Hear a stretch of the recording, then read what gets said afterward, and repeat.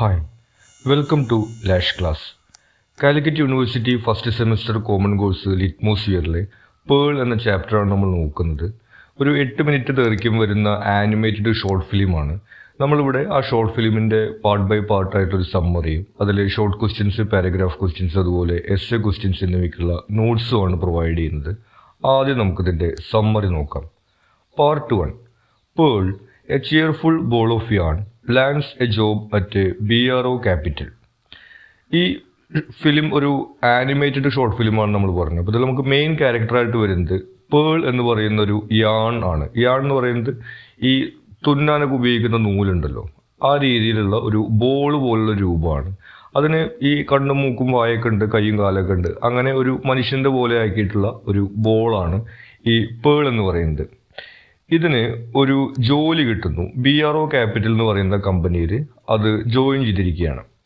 A seemingly exciting company. അപ്പോൾ അവിടെ join ചെയ്യുന്നത് നല്ലൊരു കമ്പനിയാണെന്നുള്ള രീതിയിലാണ് നമുക്കത് കാണാൻ വേണ്ടി കഴിയുന്നത്. ഈ പേളിനാണെങ്കിൽ അവിടെ ജോയിൻ ചെയ്യുന്നത് ഒരു എക്സൈറ്റ്മെൻ്റ് ഒക്കെ ഉണ്ട്.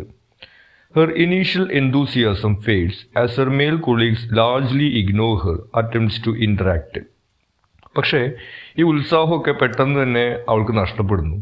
കാരണം അവിടെ ചെല്ലുമ്പോൾ ഈ ഒരു പേൾ മാത്രമാണ് ഇതുപോലെ ഡിഫറെൻ്റ് ആയിട്ടുള്ളത്. ബാക്കിയെല്ലാം പുരുഷന്മാരായിട്ടുള്ള ജോലിക്കാരാണ് അവിടെ ഉള്ളത്. അതും ആനിമേറ്റഡ് ആയിട്ട് തന്നെയാണ് അവതരിപ്പിച്ചിരിക്കുന്നത്.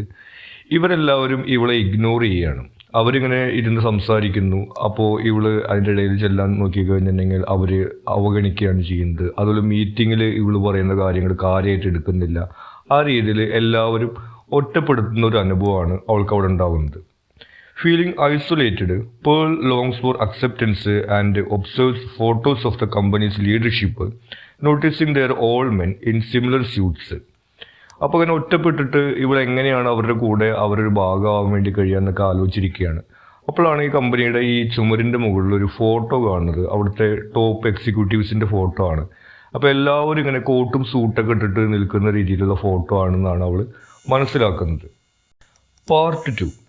Inspired by the photos, Pearl undergoes a dramatic transformation.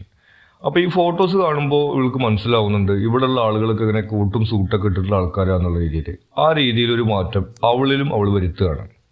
She sheds her yarn-like features, dons a suit and tie, and adopts a more masculine voice and demeanor.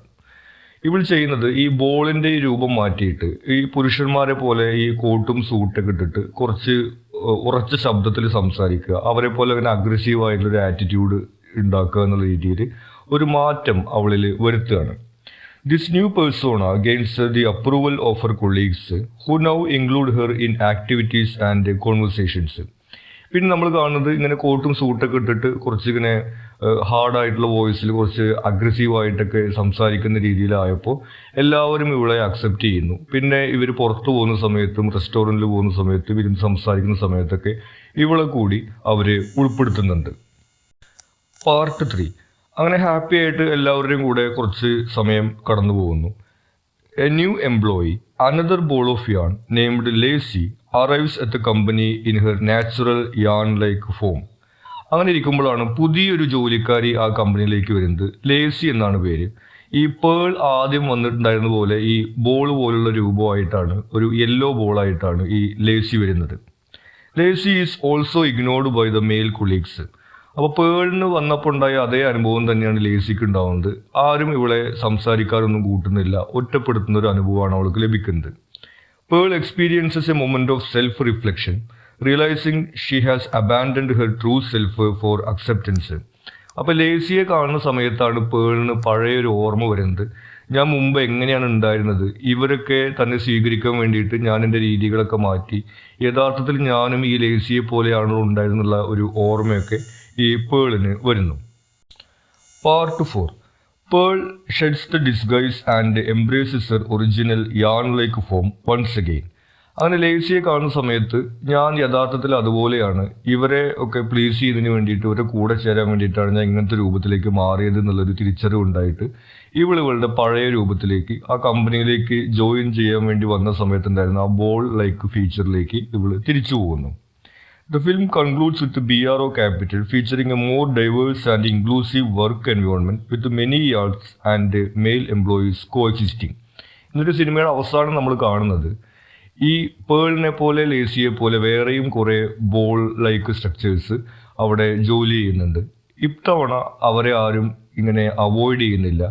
ഈ മെയിൽ ക്യാരക്ടേഴ്സും അതുപോലെ തന്നെ ഈ ബോൾ ക്യാരക്ടേഴ്സും ഇവരെല്ലാവരും വളരെ ഹാപ്പി ആയിട്ട് പരസ്പരം ഇങ്ങനെ കോഎക്സിസ്റ്റ് ചെയ്യുന്ന രീതിയിൽ ഒരു നല്ലൊരു വർക്ക് അറ്റ്മോസ്ഫിയർ ആയിട്ട് ആ കമ്പനി മാറിയതായിട്ടാണ് നമുക്ക് ഈ സിനിമയുടെ അവസാനം കാണുന്നത്. അപ്പോൾ നമുക്ക് സ്വാഭാവികമായിട്ട് ഊഹിക്കാൻ കഴിയാവുന്ന പോലെ ഈ വർക്ക് പ്ലേസിനകത്തുള്ള ഈ ജെൻഡർ ഡിസ്ക്രിമിനേഷനെ കുറിച്ചിട്ടുള്ള ഒരു തീമാണ് ഈ സിനിമയ്ക്കകത്ത് വരുന്നത്. അങ്ങനെ സ്ത്രീകളും പുരുഷന്മാരും എല്ലാം അങ്ങനെ ഒരുമിച്ച് ജോലി ചെയ്യാൻ കഴിയുന്ന ഒരു സാഹചര്യം ഉണ്ടാവണം എന്നൊരു സന്ദേശമാണ് ഈ സിനിമയിൽ മുന്നോട്ട് വയ്ക്കുന്നത്. ഇനി ഇതിലെ നോട്ട്സാണ്. ആദ്യം ഷോർട്ട് ക്വസ്റ്റ്യൻസ് നോക്കാം. Describe Purl's first appearance. Purl വരുന്ന സമയത്തുള്ള അപ്പിയറൻസ് എങ്ങനെയായിരുന്നു? Purl appeared as a pink ball of yarn, excited but visibly different from her male suit wearing colleagues. First ഒരു ബോൾ പോലെ ആയിട്ടാണ് വരുന്നത്, ഒരു പിങ്ക് ബോൾ പോലെയാണ് വരുന്നത്. വളരെ എക്സൈറ്റഡ് ആയിട്ടാണ് ആ കമ്പനിയിലേക്ക് വരുന്നത്. പക്ഷേ അവിടെ വരുമ്പോൾ മറ്റുള്ളവരിൽ നിന്നെല്ലാം താൻ ഡിഫറെൻ്റ് ആണെന്നുള്ള കാര്യം അവൾ തിരിച്ചറിയുന്നുണ്ട്. What kind of reception did Pearl get in her office on her first day? ഇനി പേൾ ഈ ഓഫീസിലേക്ക് ജോയിൻ ചെയ്ത ദിവസം എങ്ങനെയാണ് അവൾ അവിടെ സ്വീകരിക്കപ്പെടുന്നത്? Pearl received a cold reception. ഒരു തണുപ്പൻ പ്രതികരണമാണ് അവൾക്ക് ലഭിക്കുന്നത്. With her colleagues ignoring her or giving her old looks. എല്ലാവരും ഇങ്ങനെ എന്തോ ഒരു വ്യത്യസ്തമായിട്ടുള്ള രീതിയിലുള്ള ആളെന്ന രീതിയിൽ നോക്കുകയോ അല്ലെങ്കിൽ അവളോട് സംസാരിക്കാൻ തയ്യാറാവാതിരിക്കുകയോ ഒറ്റപ്പെടുത്തുകയൊക്കെയാണ് അവിടെ ഉണ്ടാവുന്നത്. What was pearls joke which made her colleagues loaf? ഇനി പേൾ ഈ കോട്ടും സൂട്ടൊക്കെ ഇട്ട് വന്നതിന് ശേഷം ഒരു തമാശ പറയുന്ന സമയത്ത് ഇവരൊക്കെ ചിരിക്കുന്നുണ്ട്. അങ്ങനെയാണ് ആദ്യമായിട്ട് ഇവിടെ അവരെ കൂട്ടത്തിൽ കൂട്ടുന്നത്. ആ ജോക്ക് എന്താണെന്നാണ് ചോദിക്കുന്നത്. Pearl's joke was, I know this suit is expensive, but at my apartment it's 100% off. അതായത് ഈ സൂട്ട് നല്ല വിലപിടിപ്പുള്ളതാണെന്ന് എനിക്കറിയാം, പക്ഷേ എൻ്റെ അപ്പാർട്ട്മെൻറ്റിൽ അത് ഫ്രീ ആണെന്നാണ് പറയുന്നത്. അതായത് കുറച്ച് സെക്സിസ്റ്റ് ആയിട്ടുള്ളൊരു ജോക്കാണ്. അങ്ങനെയാണ് ഇവളെ അവർ കൂട്ടത്തിൽ കൂട്ടുന്നത്. How did Purl change her appearance? ഇനി പേൾ എങ്ങനെയാണ് അപ്പിയറൻസ് ചേഞ്ച് ചെയ്തത്? Purl change her appearance by unraveling some of her yarn to create a suit and adopting a more aggressive masculine attitude. അതായത് ഈ പിങ്ക് ബോളിൻ്റെ അടുത്ത് വേറെയും നൂലുകളുണ്ട്. ആ നൂലുകളൊക്കെ ഉപയോഗിച്ചുകൊണ്ട് ഒരു കൂട്ടും സ്യൂട്ടൊക്കെ ഇട്ടുകൊണ്ട് കുറച്ച് മാസ്കുലിൻ ആയിട്ടുള്ള ഒരു പൗരുഷമുള്ള രീതിയിലൊക്കെ സംസാരിക്കുന്ന ഒരു അപ്പിയറൻസ് ആയിട്ടാണ് മാറുന്നത്. Who is Lacey? ഇനി ആരാണ് ലേസി എന്ന് പറയുന്നത്? Lacey is a new yellow yarn ball who struggles to fit in at BRO capital. Lacey എന്ന് പറയുന്നത് അവിടുത്തെ പുതിയൊരു എംപ്ലോയിയാണ്. ഒരു യെല്ലോ ബോളാണ്. ഈ പേൾ ആദ്യം വന്നതുപോലെ അതേ അനുഭവം തന്നെയാണ്. അവിടെ വന്നിട്ട് അവരുടെ കൂട്ടത്തിൽ ചേരാൻ വേണ്ടിയിട്ട് അവൾക്ക് കഴിയുന്നില്ല. ഇനി ഇതിലെ പാരഗ്രാഫ് ക്വസ്റ്റ്യൻസ് ആണ്.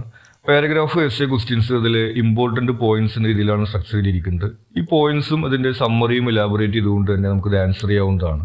ആദ്യത്തെ ചോദ്യം, what changes did Pearl make in her style of speaking and manners?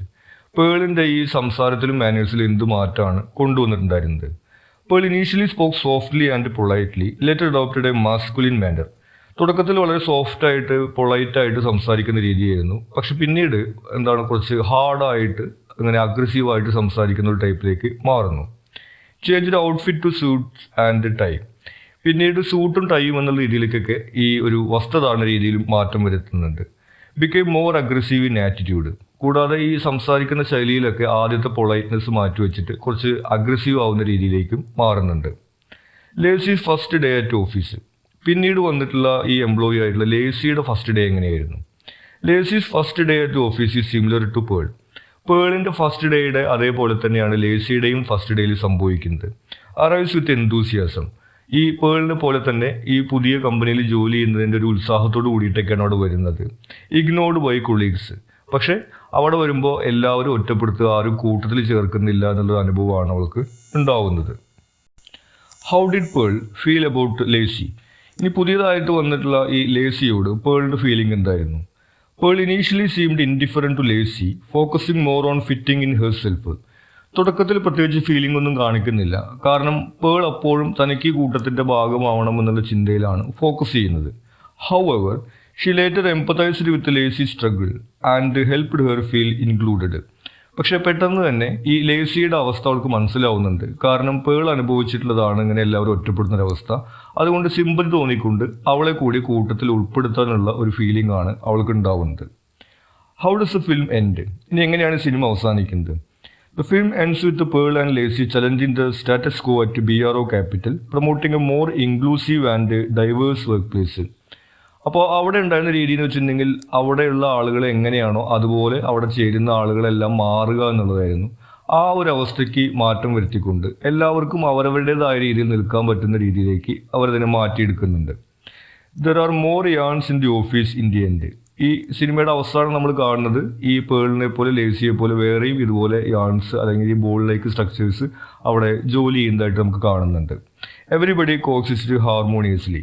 ഈ പേളിനും ലേസിക്കും ഉണ്ടായിരുന്ന പോലെ ഒറ്റപ്പെടുത്തുന്ന അനുഭവമായിട്ടല്ല നമ്മൾ സിനിമയുടെ അവസാനം കാണുന്നത്. എല്ലാവരും പരസ്പരം ഈ സ്നേഹത്തോടും സഹകരണത്തോടും കൂടിയിട്ട് ഇങ്ങനെ ജോലി ചെയ്യുന്നൊരു അറ്റ്മോസ്ഫിയർ ആണ് ആ കമ്പനിക്കുള്ളതായിട്ട് നമ്മൾ സിനിമയുടെ അവസാനത്തിൽ കാണുന്നത്. Difference between the attitude of pearl at the beginning and the end of the film. ഇനി സിനിമയുടെ തുടക്കത്തിലും അവസാനത്തിലും പേളിൻ്റെ ആറ്റിറ്റ്യൂഡിൽ എന്ത് വ്യത്യാസമാണെന്നുള്ളതാണ് ചോദിച്ചിട്ടുള്ളത്. At the beginning, Pearl was eager to fit in and changed herself to match the company culture. തുടക്കത്തിൽ പേളിനെ സംബന്ധിച്ചിട്ട് എല്ലാവരെയും കൂട്ടത്തിൽ ചേരണം, തനിക്ക് അവരുടെ ഒരു ഭാഗമാവണം എന്നുള്ള ഒരു ചിന്തയാണുള്ളത്. അതിന് വേണ്ടിയിട്ട് തൻ്റെ രീതികൾ മാറ്റിവെച്ചിട്ട് ആ കമ്പനിയുടെ കൾച്ചർ എന്താണോ ആ രീതിയിലേക്ക് സംസാരം, വസ്ത്രധാരണം എന്നൊക്കെ അവൾ മാറ്റുകയാണ് ചെയ്യുന്നത്. By the end, she embraced her true self and valued inclusivity, leading to a more confident and authentic demeanor. പിന്നീട് അവസാനം നമ്മൾ കാണുന്നത് അങ്ങനെ മറ്റുള്ളവർക്ക് വേണ്ടി മാറേണ്ട ആവശ്യമില്ല, എല്ലാവർക്കും അവരവരായിട്ട് നിന്നുകൊണ്ട് തന്നെ ജോലി ചെയ്യാൻ കഴിയണം എന്നുള്ള ഒരു കൾച്ചറാണ് വേണ്ടത് എന്നുള്ള ഒരു ആറ്റിറ്റ്യൂഡാണ് ഈ സിനിമയുടെ അവസാനം ആകുമ്പോൾ നമുക്ക് പേളിൽ കാണുന്നത്. ഇനി ഇതിലെ എസ്സേ ക്വസ്റ്റ്യൻസ് ആണ്. ആദ്യത്തെ ചോദ്യം, തീംസ് ഇൻ ദ ഫിലിം. ഇനി സിനിമയിൽ വരുന്ന തീമുകളാണ് ചോദിച്ചിട്ടുള്ളത്. Identity and authenticity.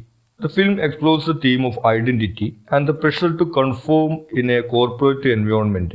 It emphasizes the importance of staying true to oneself. അതായത് ഒരാളുടെ ഐഡൻറ്റിറ്റി കീപ്പ് ചെയ്യുക എന്നുള്ളൊരു തീം അതിനകത്ത് വരുന്നുണ്ട്. ഒരു കോർപ്പറേറ്റ് അറ്റ്മോസ്ഫിയറിൽ വരുന്ന സമയത്ത് അവരുടെ രീതി അനുസരിച്ചിട്ട് ഓരോരുത്തരും മാറുന്നതാണ് നമ്മൾ ഈ സിനിമയിൽ തുടക്കത്തിൽ കാണുന്നത്. പക്ഷെ അങ്ങനെയല്ല, ഓരോരുത്തർക്കും അവരവരുടെ ഐഡൻറ്റിറ്റി കീപ്പ് ചെയ്യാൻ കഴിയണം എന്നുള്ളൊരു തീം നമുക്ക് സിനിമയിൽ കാണാം.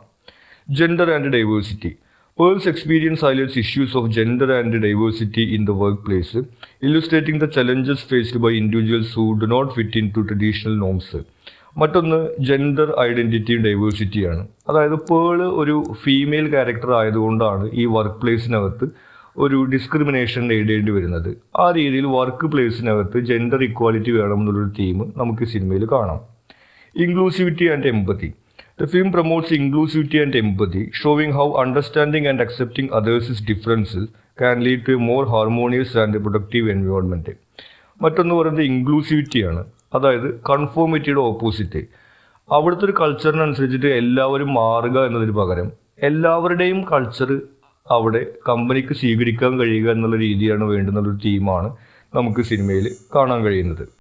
Character of pearl. Pearl starts as a naive and eager to please character, willing to change herself to fit in with her colleagues.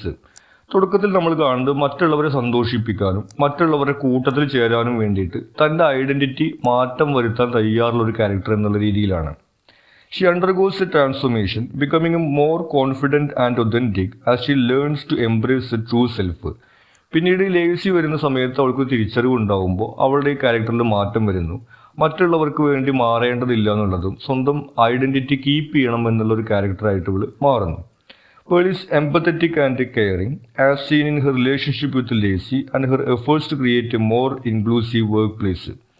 പിന്നീട് നമുക്ക് കാണാവുന്നത് എമ്പത്തറ്റിക്കും കെയറിങ്ങും ആണെന്നുള്ളതാണ്. ആ രീതിയിലാണ് ലേസി വരുന്ന സമയത്ത് ലേസിയെ കൂടി അവരുടെ കൂട്ടത്തിൽ കൂട്ടാൻ വേണ്ടി അവർ ശ്രമിക്കുന്നതും പിന്നീട് ഇതുപോലെ ഒരുപാട് ആളുകളെ അവരുടെ കൂട്ടത്തിൽ ചേർത്തുകൊണ്ട് എല്ലാവർക്കും അവരുടെ ട്രൂ ഐഡൻറ്റിറ്റി കീപ്പ് ചെയ്യാൻ കഴിയുന്നത് വർക്ക് പ്ലേസ് ആയിട്ട് അത് മാറ്റിയെടുക്കുകയൊക്കെ ചെയ്യുന്നത്. ഇനി ഇതിലെ ലാസ്റ്റ് ക്വസ്റ്റ്യൻ ആണ്, relevance of the film in contemporary society. ഇന്നത്തെ സമൂഹത്തിൽ ഈ ഫിലിമിൻ്റെ പ്രസക്തിയാണ് ചോദിച്ചിട്ടുള്ളത്. The film is relevant in highlighting issues of diversity, inclusion, and authenticity in the workplace, which are still prevalent in contemporary society.